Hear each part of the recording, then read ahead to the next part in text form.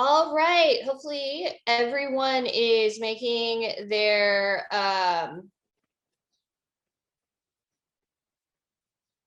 way back. Sorry, my brain just kind of stopped working for a second. So that we can get started. We're going to be talking about Toulmin's model, what that is, why this is always a lecture I give. Doesn't matter what age group I'm teaching, middle school all the way through. I even teach this to all of my college students. And I think it's the best way for debate to make an argument and present it. So that's what we're going to focus on. So first, what we're going to do is we're going to do what is Toulmin's model with everyone. Okay. That way everyone gets the basic introduction. What are all the parts? How does it go together? Then what we're going to do is we will break apart. Anthony will be taking the students to do a practice activity with Toulmin's model, where they will be using it to create an argument and everything. And then I will be going with the teachers into a breakout room where we will talk about how to teach Toulmin's model to students, because it's not easy if you don't have some practice with it. So we'll talk about different activities that I use, some worksheets that I have made that we will give you access to that you can use, that also come with an answer key. So that will be helpful, and some ways that you can change and adapt those lessons as well. And then we're also recording all sessions. So if you later on would like to watch what the students did, you can let us know. It should be recorded, and you can view that session as well to see how the activity would play out in real time. So before we begin with Toulmin's model, what questions do you have about anything we have covered so far? And did anything come up during, the 10 minutes of screen free time? Okay. I gotta hit the right button.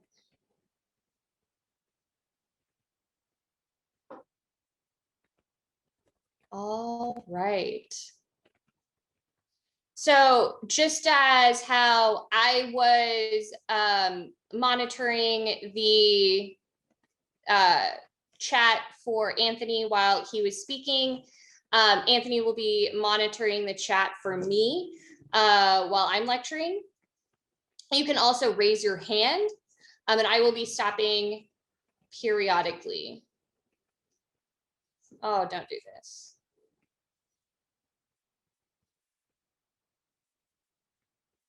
My computer is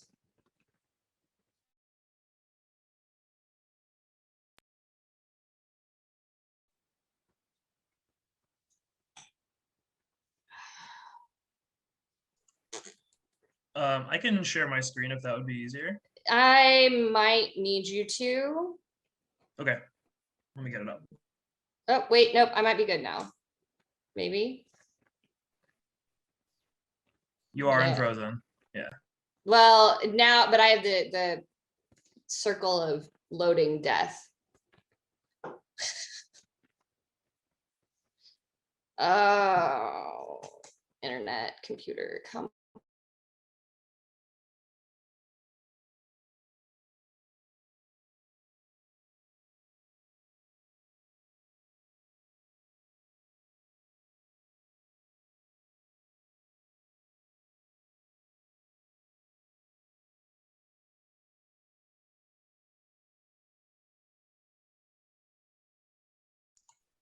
All right. Yeah, Anthony, my internet is not wanting to support me screen sharing and streaming. Thank you so much. All right. Thank you, Anthony. Okay, so if you want to go ahead and advance one for me. All right, so Toulmin's model of argumentation. So what happened is how to make an argument has been a discussion since the time before Aristotle in Greece.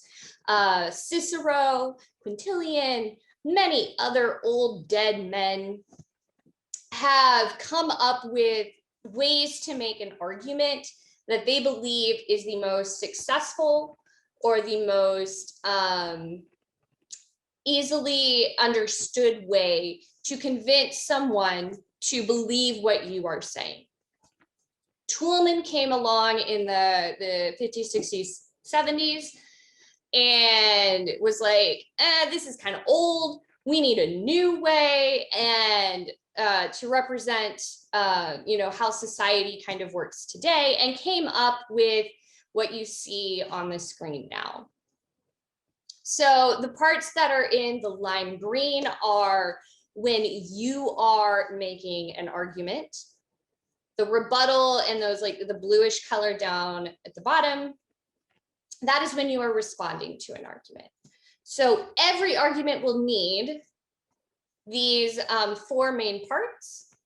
They will need a claim, it will need data, you'll need a warrant, you'll need a qualifier whenever necessary. And we're going to go through each one of those parts individually. So Anthony, one more for me, please. All right, so claim. This is where you always start. This is a single sentence that takes a stance on any topic, concept, idea. It can be anything that ends in a period. So it's a single sentence that ends in a period. Dogs are better than cats. Democracy is important for, you can finish that sentence however you want. It is all of these things. And it is meant to tell us in one short as possible sentence what we mean by, or what we're going to be talking about. It's just a 1 sentence summary that is there for us to very clearly tell the audience what we are going to be talking about. Now, where it says will be a claim of fact, value, or policy, this just means either it's a fact about what's going on, so seat belts save lives, can be a claim of value, the economy is more important than the environment, or it can be of policy, Taiwan should end mandatory or should end compulsory English testing. It can be any of those, it doesn't matter. The only big thing is you cannot ask a question. Okay, no questions for claims. And then you either, when I say you're going to affirm or challenge the status quo is a Latin term. You'll see this a lot in debate and research that's written in English. The status quo is what is going on right now. And your claim will either say what is going on right now is good to go, or what's going on right now should change. That's all a claim is there for. Okay. All right, Anthony, one more for me, please. Data or evidence. So Toulmin calls it data. I call it evidence. For me, it makes way more sense to call it evidence. And this is when you are using research. Any research that you are using, this is where you use it. From a textbook by Martinet, he calls evidence the building blocks for arguments. So these are the statistics, the testimony, the any of the examples that you find that say why the claim is true and why whoever we're trying to convince should believe us. Okay? In debate, and you've seen this, we take sections from articles and we use those words. You either use them as direct quotations, or sometimes we just summarize the words or the entire article that is by someone or a group of people. There is, either way is fine. So my personal preference when I am coaching and teaching students is to have them quote authors directly so that you have the author's exact words. That way it's not, there's no question on if your summary is accurate or not. These are their words. There are other times though where would take too much to read the author's exact words to get a point across. And summarizing those in your own words is absolutely fine, as long as your summary is accurate. And this is why Anthony said in Crossfire, teams will ask to see your evidence, because they are making sure that you are quoting that evidence, summarizing, portraying, providing accurate evidence that is always what the author was saying and not your own interpretation of what the author is saying. Sometimes this can be difficult for English as second language or third or fourth. And so sometimes using the direct quotations due to the words that are used by the author are hard to pronounce or understand. So summarizing is really good for brand new debaters. And teaching them how to read an article and then summarize those articles in a couple of sentences is a great starting point. But for my advanced debaters, my juniors, my seniors that have been doing it for a while, I really focus on quoting the words of an author or authors. When you do that, you do need to introduce the authors. And in debate, the minimum citation you have to give is last name and date of publication. It's what you have to say out loud. But you must provide a full academic citation, so that after a tournament, if your opponents hear an argument, and they're like, oh, that's a really good argument, they could go find the article you used and read that article so they could use it or, create answers to that argument. So you always need to be referencing evidence. You always need to be referencing someone that has more experience in whatever you're talking about than you do. In debate, we're going to talk about, or you're going to end up talking about a lot of different things.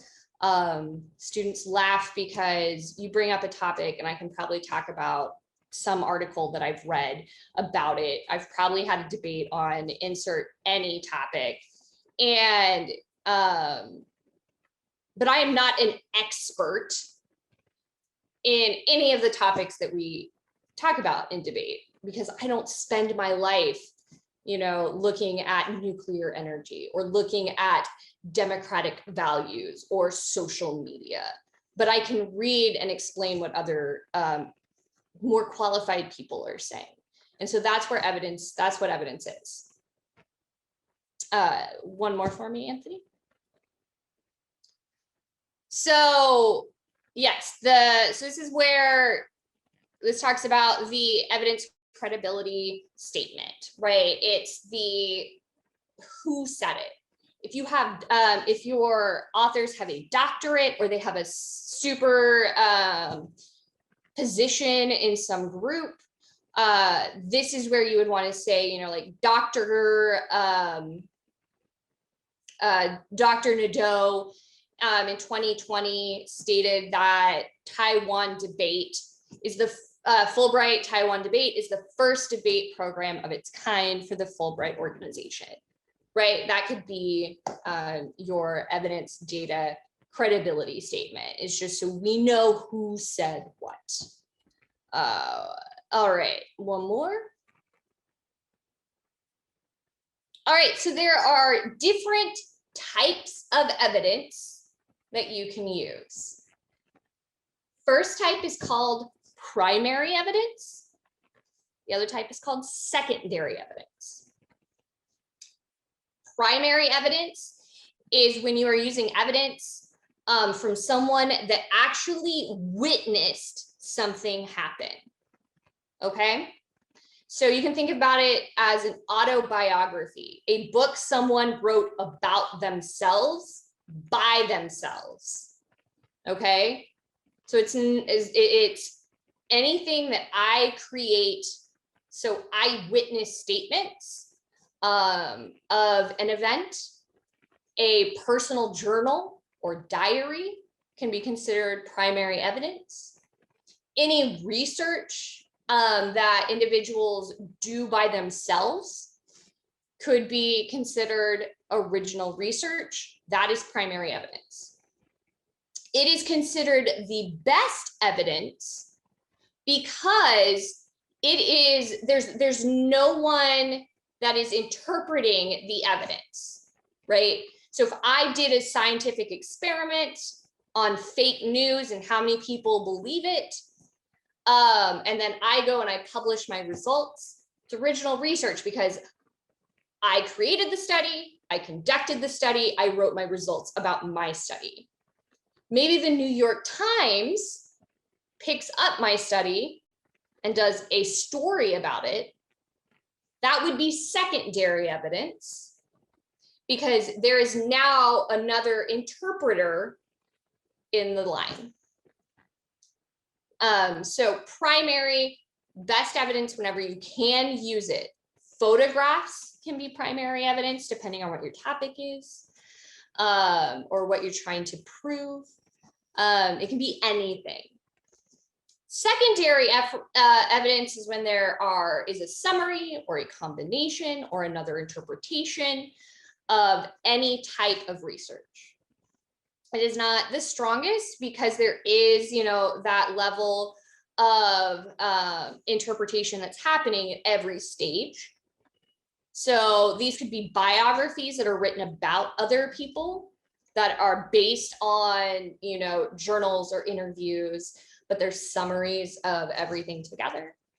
All textbooks are secondary sources, especially history textbooks.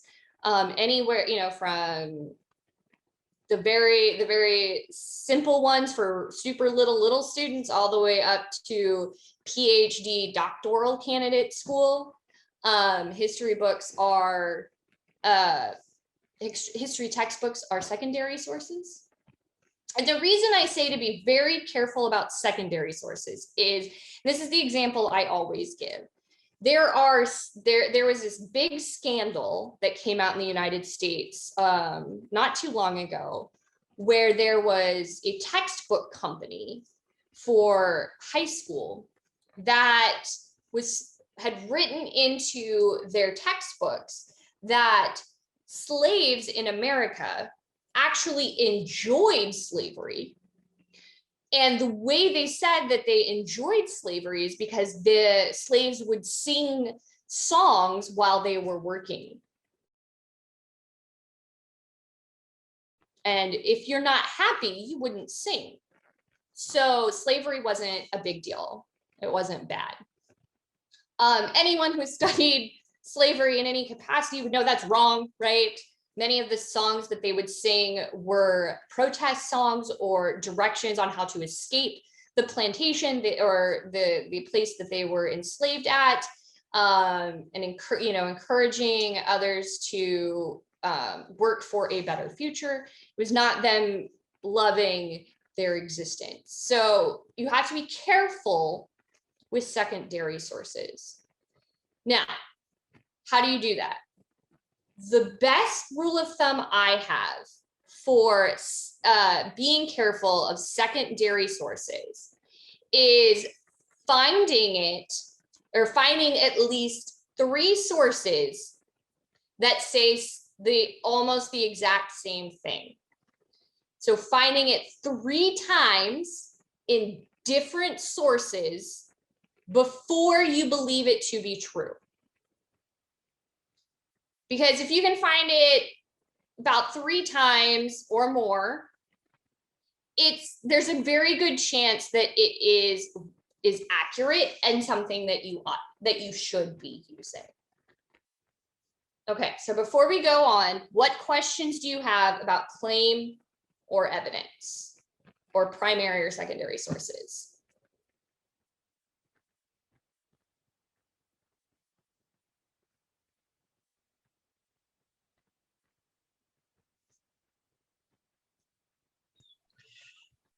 We have not been hearing a lot of questions from you students, I don't think. Students, this applies to you as well. If you have any confusion at all, this is both for you and for your teachers. So, because students, this is the process you should be going through during your debates. You could think of it as every paragraph you read or ever write should start with a claim, and then it should have some evidence that you back up your claim with, and then we're going to get into the other steps. So what questions are there about the differences between primary or secondary, or what is a claim, anything like that?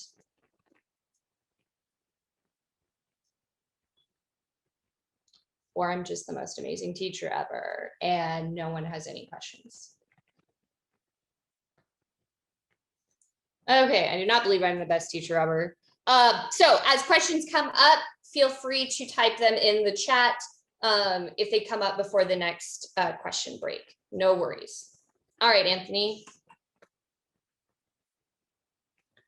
All right, so evidence credibility is very, very important.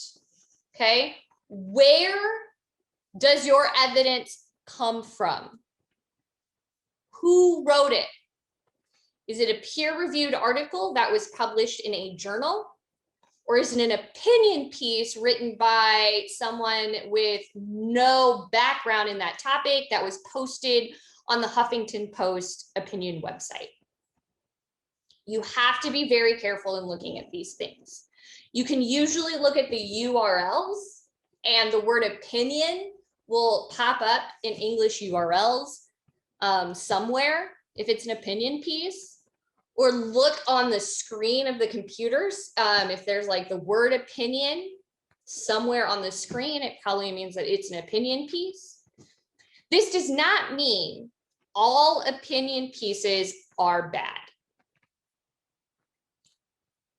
Judy, I'm going to answer your question in 1 second. That's an amazing question. Not all opinions are bad. Some opinions are written by professionals like doctors or lawyers. So you'd want to research who the author is, but you have to be very careful if you want to use an opinion piece. Peer-reviewed also, you have to be careful with. I can't remember which journal it was, but there were some researchers that took a bunch of different peer-reviewed published scientific experiments and tried to recreate them based on the papers that were published about them, and found that the discoveries or the results were not reproducible, meaning that that study could not be considered something that would be applicable in every situation. So even if you're using peer-reviewed stuff, the three times before you believe it, find it 3 times before you believe it to be true, still applies. So Judy asks a amazing question. So are news reports primary or secondary? They can be either, which is not helpful, is it? Because it depends on the type of story. If it is a news story or a news report where they're live on the scene, watching what's happening interviewing individuals that saw something happen and you're getting the exact words from the individuals, that can be a primary source. If it is a story, yeah, 3 times, yeah. And then if it's a story where, Fox News is like, here's what we think about these things, that would be secondary because they're interpreting what has been on there. So you always also want to ask yourself who, what, where, when, why. Who wrote it? What did they write? Where was it published? When did they write it? Dates matter, right? Because things change. New presidents come along all around the world. New social expectations arise. There's new slang that comes along. I feel like every week my students will start saying something. I'm like, I have no idea what you're talking about because of their slang. And so, things are always changing. So you never want to be too old. And then why did they publish that piece? Why did they write it? Look to see if they were funded by anyone. So back in the 70s, oil corporations were paying researchers to write scientific journal articles to say that oil and the burning of oil did not create this global warming thing that the hippies were talking about, and that climate change wasn't real. But they would always at the very bottom have like funded by ExxonMobil or something. So be very careful. Why did they do the study? To make sure that you're not accidentally using something that is funded to come to a specific conclusion. It's not as common today as it was in the past. Yes, Charlotte. Yeah, I just want to say that when it comes to the peer-reviewed journals, there are some good ones. There are some really, bad ones. Yes. So one thing that you can do just to check the quality of that, peer-reviewed journal is to see if that journal actually makes into a citation index. For example, AHCI, Arts and Humanities Citation Index for humanities and arts subjects, SCI, Science Citation Index for science subjects, or SSCI, Social Science Citation Index. So if the journal actually makes into those indexes, usually they are, with pretty good quality. Yes, actually, thank you. That is such a good point. I never thought of before about using those indexes. Those are amazing to use, and the best way to understand if you should trust a journal article or not. So yes, thank you, Charlotte. Very, very good. All right, Anthony, move us forward. Oh, skip that. Just hit forward twice. There we go. Okay, I thought I took that last one out, sorry. Warrants. All right. If you are paying close attention, you will see that there are stars on this. That is because warrants are the absolute most important part of an argument. If you do not have a warrant, you do not have an argument. You just have a claim and some things that say, that try to defend that claim. The warrant is where the debate happens, okay? The warrant provides that connection between why are you providing that evidence and stating your claim. How do your claim and your evidence go together to tell us why we should believe something? Okay? Your evidence should have warrants in it. Your evidence should say these results matter because, or these results show or prove or demonstrate, something like this. And then you need to be able, as a debater, to say why the claim and evidence you're using matters in the debate. Why should I believe your evidence before anyone else's evidence? If you are, as you're creating your speeches, if you read it and you go, why? So what? Who cares?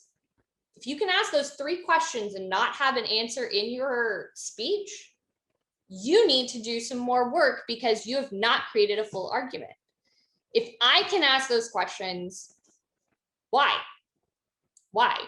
If I can be the 2-year-old that annoys you or the 3-year-old that annoys you by asking why all the time, you've not gotten all the way to the end of your argument. This is where debates are won and lost. Because when you have warrants, that's how your rebuttal speeches become easier to give. Because your opponent will probably miss a detail that's really important from your constructive speech that will provide you an answer to one of their arguments against you. It also demonstrates to the judge that you have sat and really thought out, why are you using a piece of research? Why are you making the claim you're making? Why have you chosen the specific argument you want to make to defend or to refute the resolution to be true, right? These are in your own words. So, maybe you provide a statistic, then you need to tell me, why does that statistic matter?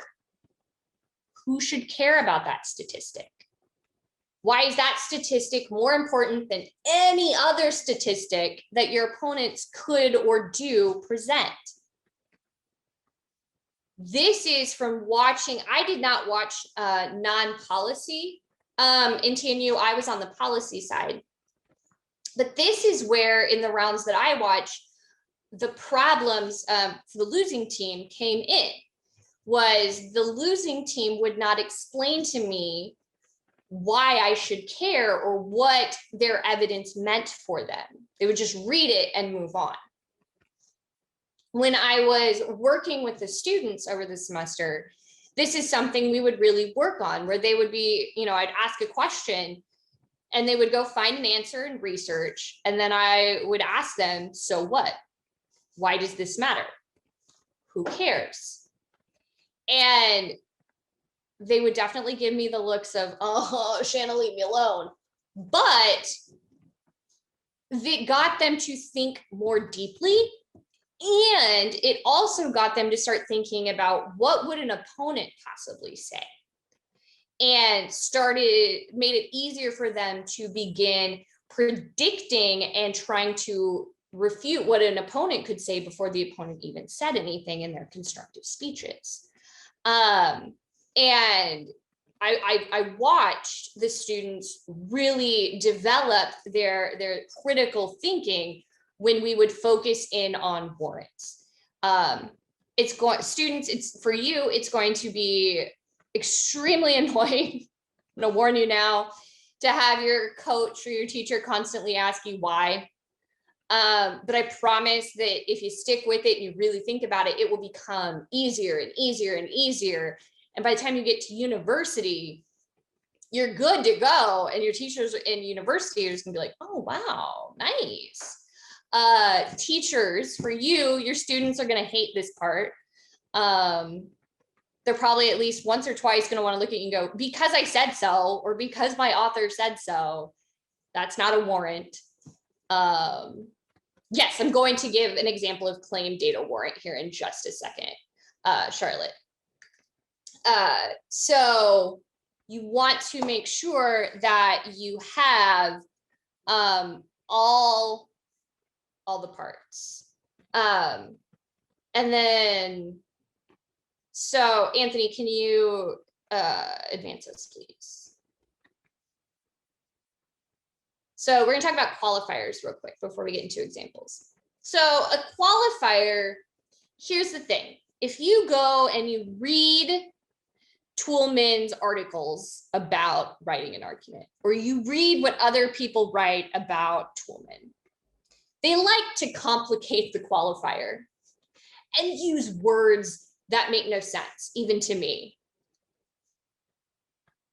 Trust me when I say, because I had to do a lot of defining work when I was reading Toulmin a couple of years ago to be able to explain this to my students in a better way. All it does is, the qualifiers is, how certain are you on a scale of 0 to 100%? How certain are you that your argument or your claim is always true? Okay. This is where you're looking for exceptions to your claim. When might your claim not be true?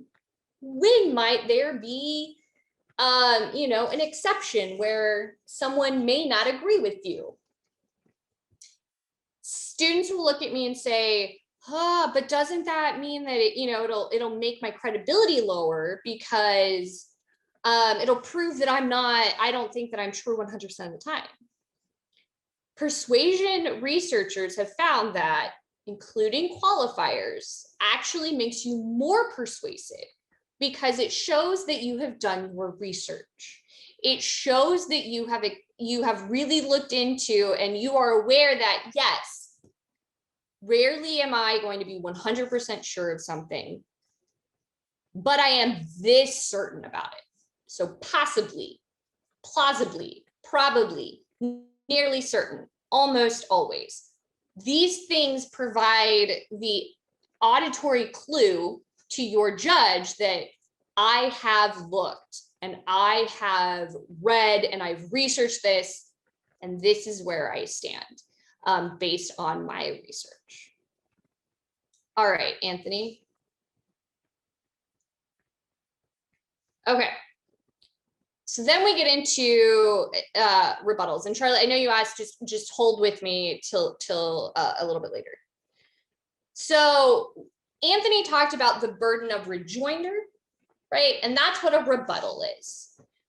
It is any attempt to say that your opponent's argument is wrong. Okay? You can do this on multiple levels. You can say the quality of their evidence is really bad. It's an opinion piece from Huffington Post by a person that has no expertise in any of this. We shouldn't believe them, right? That can be a rebuttal. You can provide a counterclaim with its own evidence and its own warrant to say that it's wrong. You can look at just the warrants and explain why those warrants are wrong. The only thing that you need to remember is that a rebuttal is not a qualifier. Okay. Qualifiers admit, I might be wrong sometimes, but rebuttals state that completely the argument my opponent is making is wrong, completely wrong. Not that it's just a little bit wrong, but that it's very wrong. Okay. And again, when you do this, you would have, even if it's just attacking the evidence, you'd have claim through warrants because you would need to provide alternative evidence if you're saying their evidence is bad. These are utilized anytime you're disagreeing with your opponents, anytime you're disagreeing with your parents, anytime you're disagreeing with your students or your own children, you're giving a rebuttal. So Toulmin's model we use all the time. We just don't really, we're not taught the steps that we use to do it. It's something that we kind of just learn through listening to other people. Okay, Anthony. Oh, skip that. Man, one more. Yeah, there we go.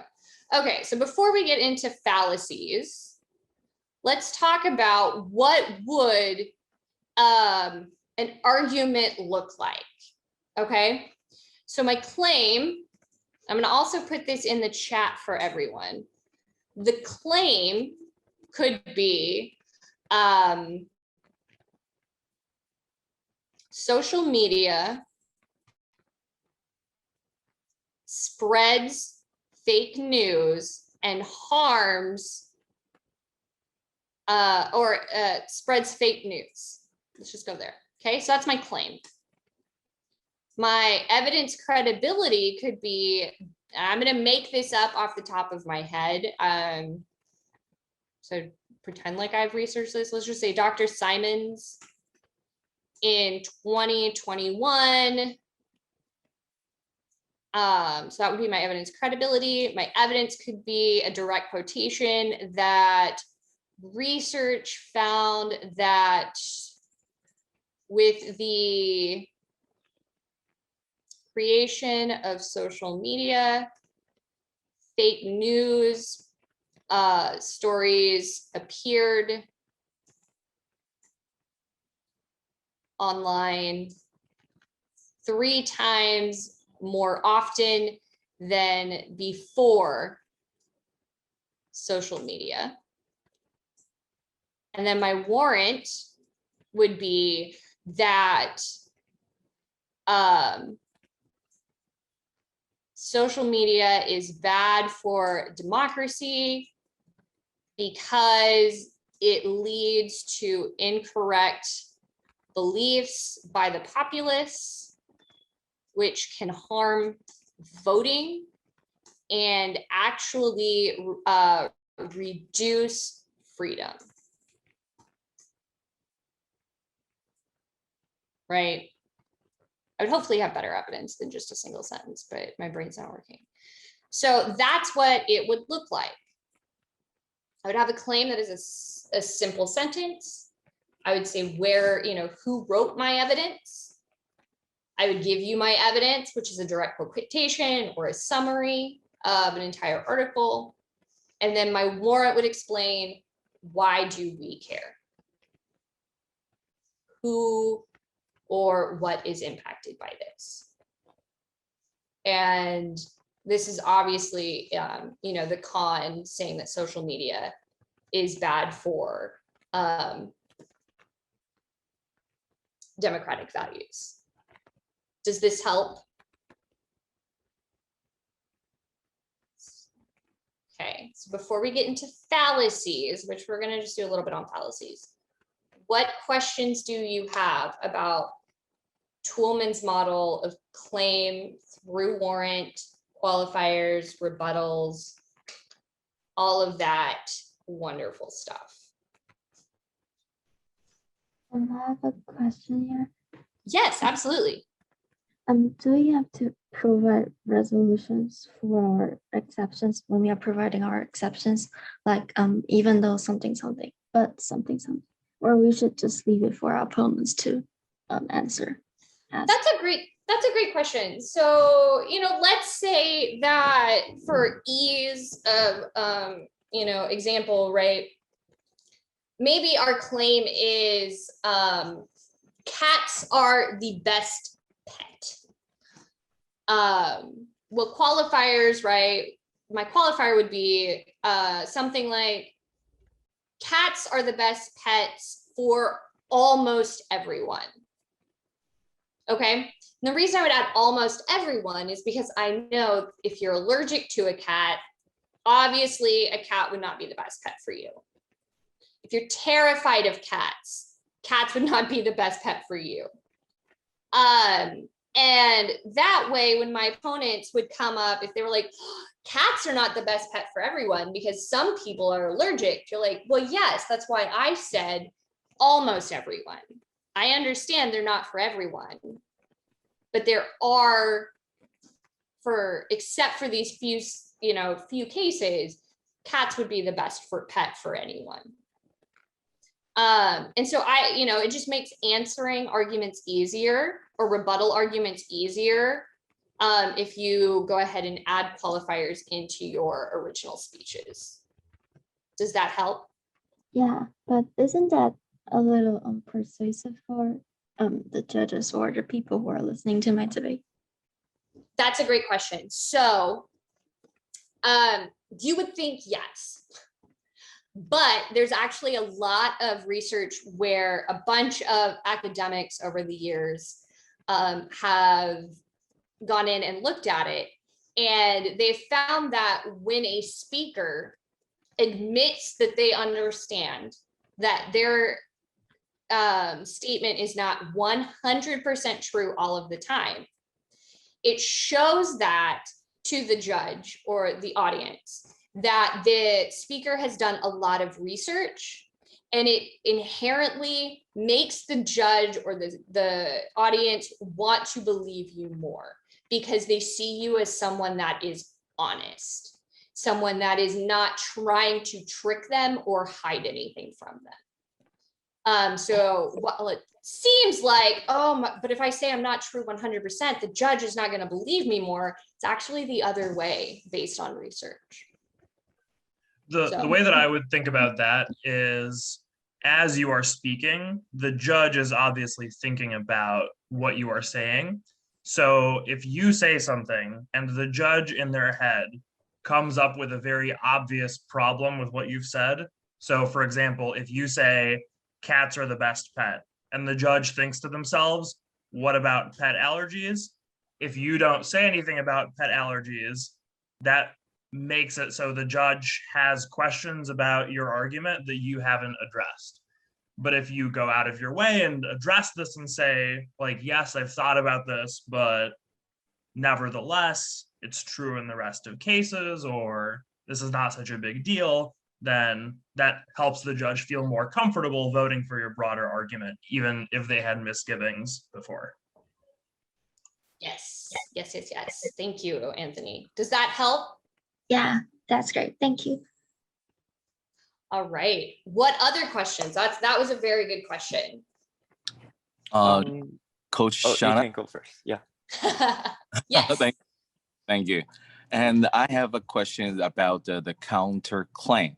Would you please elaborate a little bit and give us more example about what counterclaim is? Oh, yeah, sure. So let's stick with the example that I put in the chat. A counterclaim. So if I'm so this would be a con argument. My rebuttal would start with claim social media, helps individuals identify fake news. And then let's say my ev cred, again, I'm making this up, is Facebook founder Zuckerberg in 2018 wrote with fact checkers, or not 20, and warnings on posts. Social media helps people avoid believing all fake news.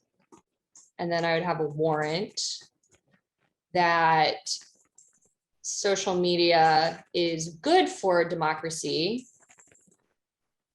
because it aids people in their ability to do quick and easy research to find out if a story is true or not.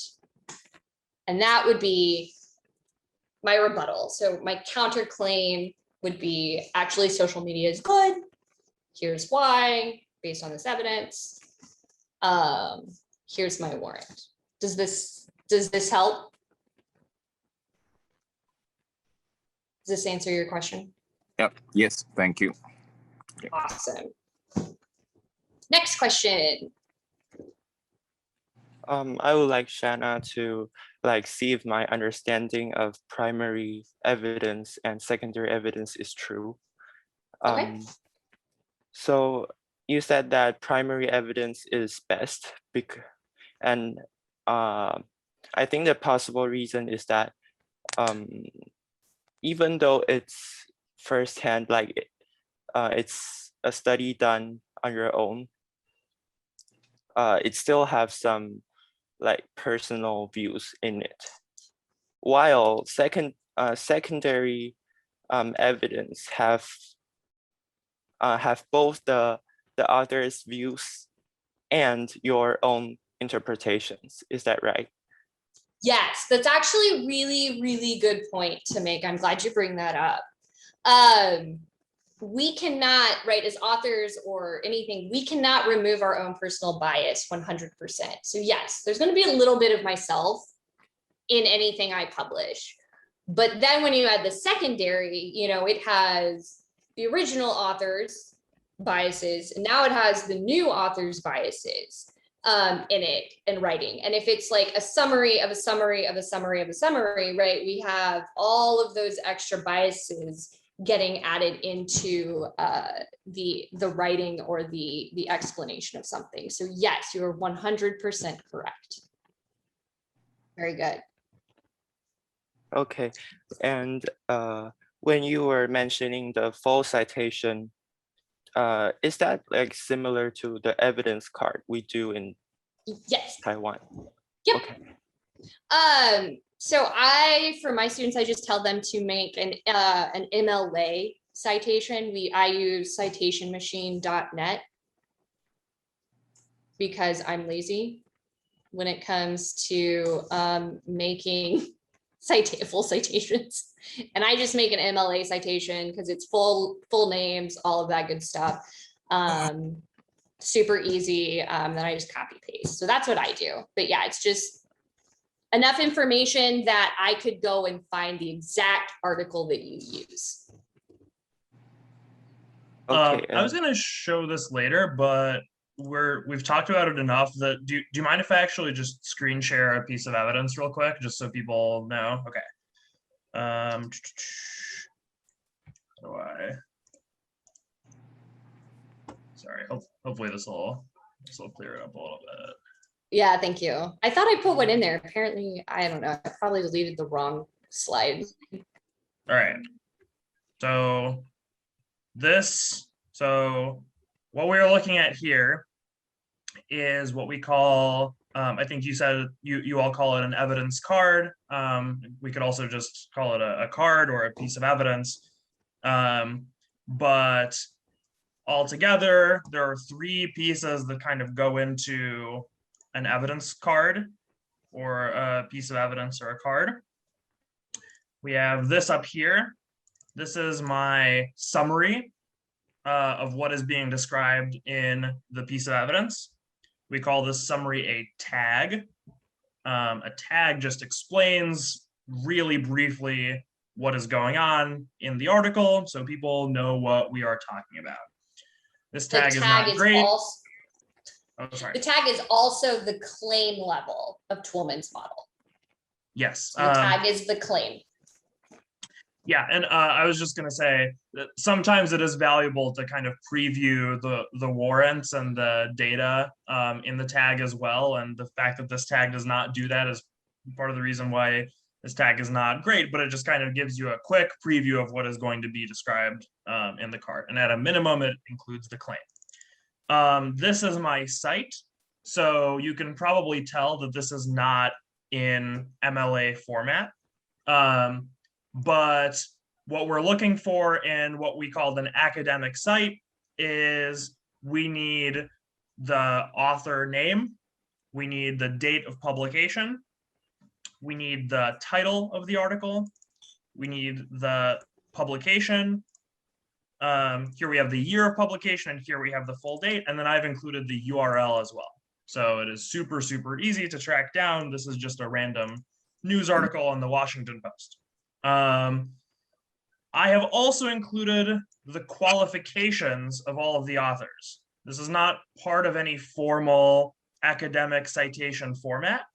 However, I've included it for my own reference. So if I'm giving a speech, I can very quickly refer back to my list here to see what are the qualifications of my authors, so I can talk them up and be like, my authors are awesome. You should definitely believe my authors. They make very smart arguments. So tag site. And then what we have down here is the actual card. This is a quote from the article. And you can tell I've done some things to it. So there is some underlining here, and there is some highlighting here. Underlining is usually we try to underline everything that is relevant to the argument in any way. And that just kind of shows us what the most important information is. if there's a chunk of our article that has nothing to do with our argument, we would not underline it, and that will tell the people who are reading along that this part of the article doesn't matter. The highlighting is what we are quoting.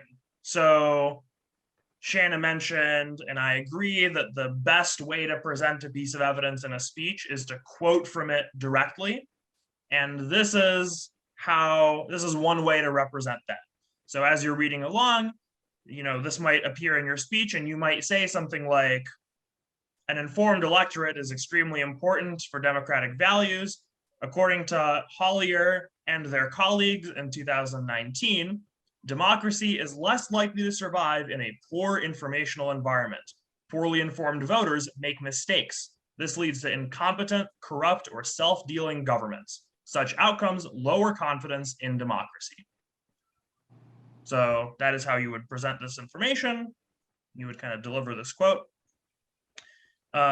This is also not a great piece of evidence. I just kind of picked it because it's super short, but you can probably tell if you are thinking about this critically through our Toulmin's model toolkit that there's not a lot of data going on here. There's a lot of just saying stuff. But we have, the reason is this article is summarizing these authors' book, which presumably contains much more data. But they are kind of just describing the importance of an informed electorate without having any underlying statistics or information. But this is kind of how it would look like if you presented a piece of evidence within an actual debate. Yeah, Charlotte. Yeah, my question actually goes back to warrant. So I have two questions. The first question is, according to that Toulmin model, we start with claim, and then we move on to data or evidence, and then we move on to warrant. I was just wondering, why is it not starting with claim and then moving on to warrant and then data? So that's the first question. The second question is, in this case, how is warrant different from impact? It sounds like, what you're saying, or earlier, what Shanna was saying is, warrant basically explains why this piece of evidence matters in this topic. We're talking about this topic. So how is it different from impact? Yeah, those are great questions. So let's start with the first. Why is it claim data warrant and not claim warrant data? It's because the warrant connects the data or the evidence to the claim. So you can't connect something that you haven't provided us already, right? It would make no sense to say, if you take the example from the chat, from the first one, right? It wouldn't be, I can't connect evidence that I wouldn't read. So that's step one. Step two, or for the second question of how is a warrant different from an impact, it is twofold. So one, a warrant can be an impact, but an impact should, in the best world, be a full argument, right? So when I say that social media spreads fake news, which harms voting and reduces freedoms, right? The impact would then be, why do freedoms matter, right? And that would be a whole nother argument that would have a claim, have its own evidence, and then have a warrant in and of itself that explains why I need why we should value freedom, or why freedom is the most important thing ever. So warrants are part of everything you do when you're trying to convince someone. And that's why I say it's the foundation of debate. It's where debate is won and lost, because the more warrants you have, the more explanation you provide your judge, and the cleaner and clearer your story is, the better your chances are of winning. So a warrant is an impact, but it's also its own thing. Mm-hmm. Does that make sense, Charlotte? Okay. So if we take a look at this example that Anthony just showed us, the last three sentences, 3 lines, like here's why this matters. Will we say, that warrants usually introduced, with that kind of phrase? Yeah. Like why this is important, why this matters? Yep. Okay. Well, yeah. So if I could maybe phrase it another way that might be helpful for understanding it also. So the question that you asked at the very beginning about why does it have to be claim, then evidence, then warrant? I think in terms of why it logically has to work that way, Shanna's answer is correct, but that does not necessarily mean that that's always how you'll find it in the wild, right? So if someone's writing an argument for stylistic reasons, one might think that it makes more sense as a matter of persuasion or as a matter of just the flow of the speech to put them in a different order. And that's totally fine. It's really, the reason we're talking about order in this way is because logically speaking, one cannot have a connection to evidence without evidence. And that is why the warrant comes after the evidence. And this is one example of that. So here, the claim is democracy is less likely to survive in a poor informational environment. That is our declarative statement. The evidence is this.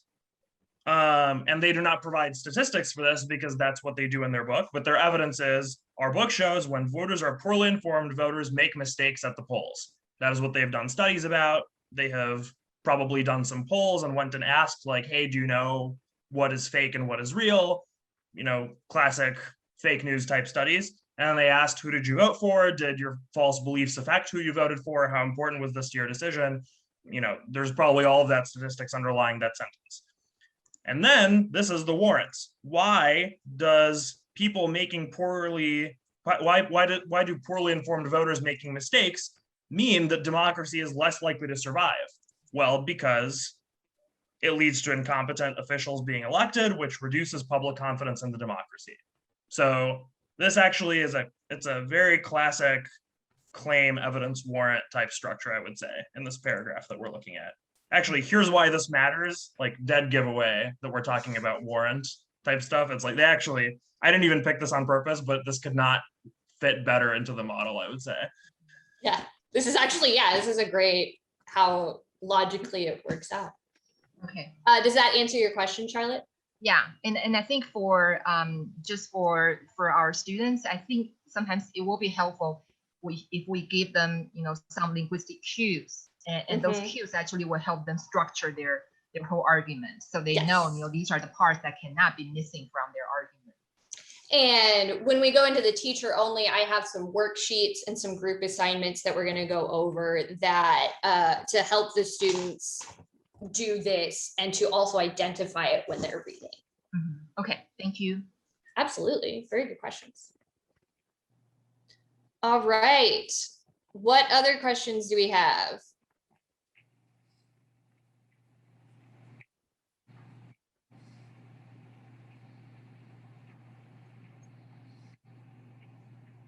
Okay. Just real quick, we're going to cover fallacies. I'm not going to spend very much time on this.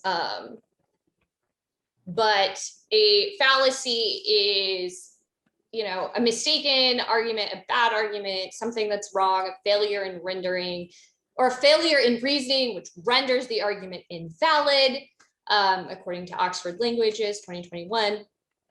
And so it's just any time an argument is wrong based on bad evidence or something. Can you advance this, Anthony?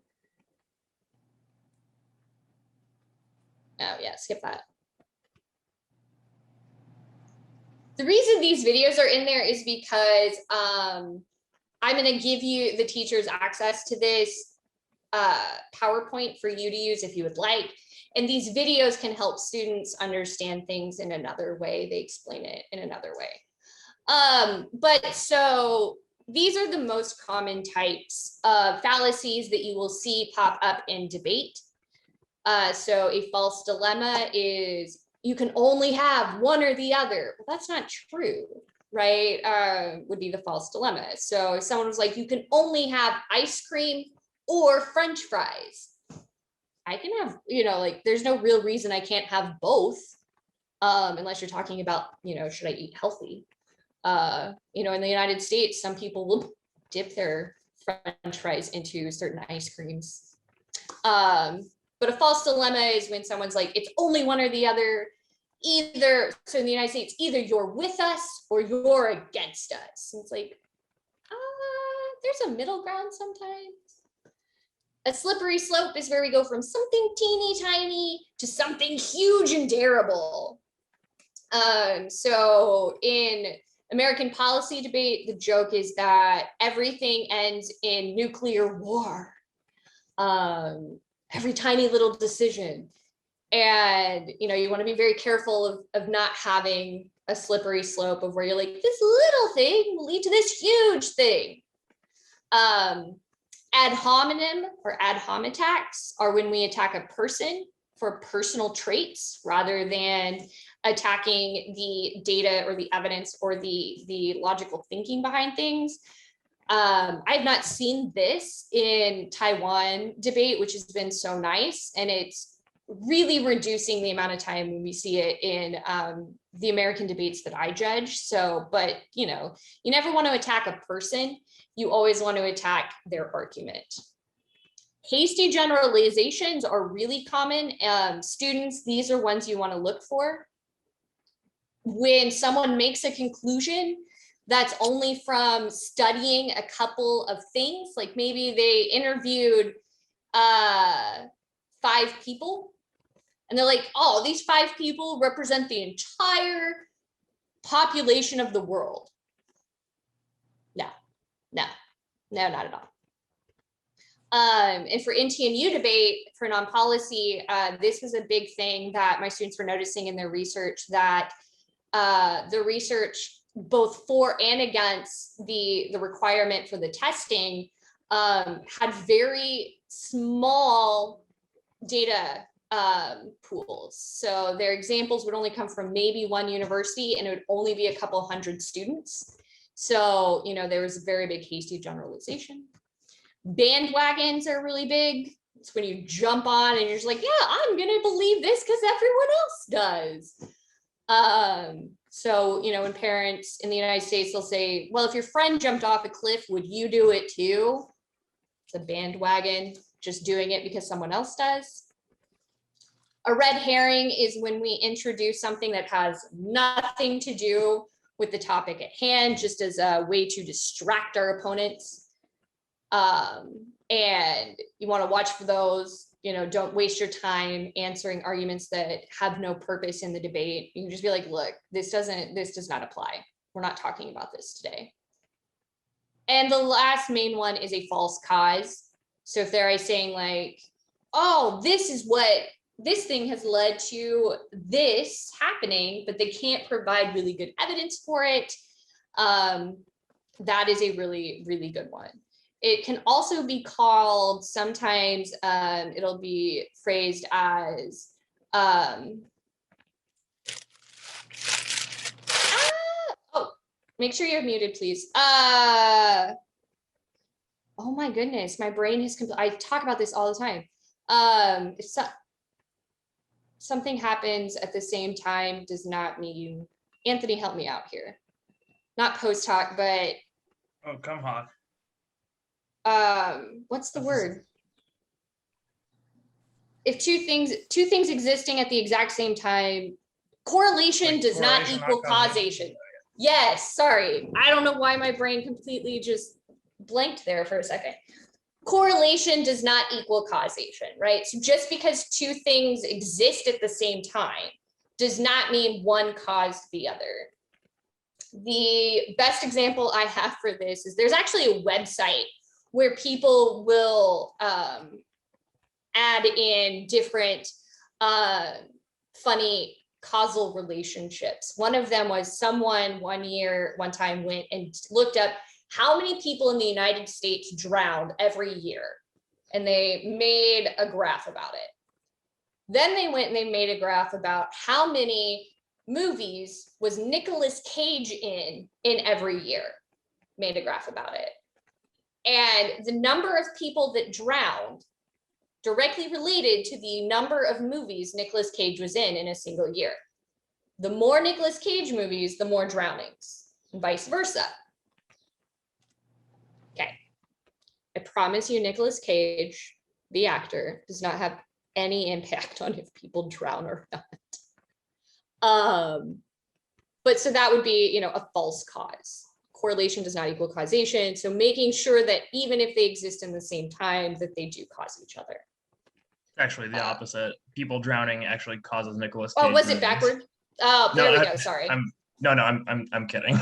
Oh, Dra- messing with my brain. And Drowning does not cause Nicolas Cage movies either. My favorite example of this is this was obviously a joke, but people make this argument seriously too sometimes. Like there was a popular map going around that was it was a map of cases of COVID-19 in the US, and it was overlaid on places that have 5G wireless connections. And oh, people were saying that 5G wireless connections are causing COVID-19 because it's in the same places, even though it was actually just there is COVID-19 in cities, and also there's 5G in cities, and they have nothing to do with each other other than that. So yeah, this comes up in real arguments too, not just when people are joking. yeah. So yeah, a lot of conspiracy theories or weird. If you find yourself reading something going, really, that means you need to do more work, because there's probably some kind of false cause or false correlation that's being given forth as truth. All right. What questions do you have about fallacies? And then we will split up.